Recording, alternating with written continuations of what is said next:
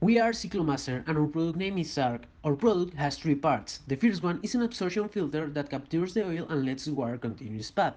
The second part has a container to dispose the greasy residues and removal of impurities when pouring the oil into the container. And the third part is establishing agreements with companies interested in products made based on recycled oil. So, they have collection points for this substance in strategic points of the city. The main features consist of a lightweight product that is easily portable for the user and it can be accessible around the world.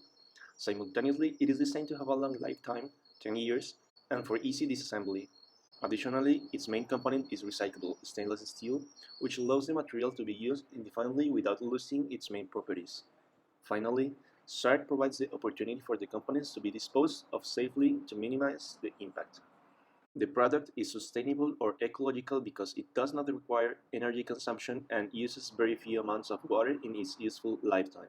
Its metallic structure is 100% recyclable, its components can be reused, they are non-toxic, and few materials are required for their manufacture, which minimize the impact on different categories.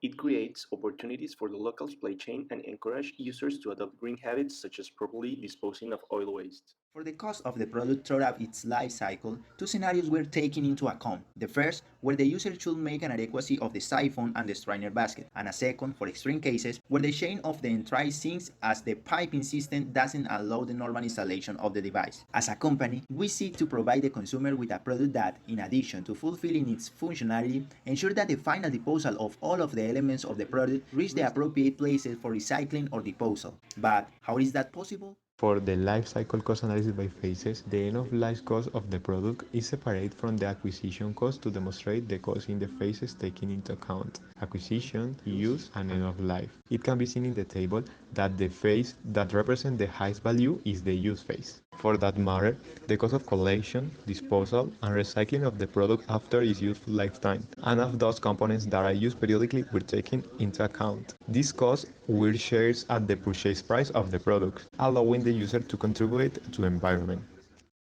Finally, carrying out this LCC allows us to identify that an environmentally friendly product can be very expensive. We have grown up in a society with a capitalist morality that leads us to make decisions in economic terms, where the lowest price tips the balance of purchase. However, thanks to this project, we managed to change a large part of our perspective and ask ourselves what is really important when acquiring a good or a service. Finding that the extra cost to a large extent can be associated with the activities that seek to contribute to the environment make us realize that giving the planet a break and improving environmental conditions can offset any extra cost.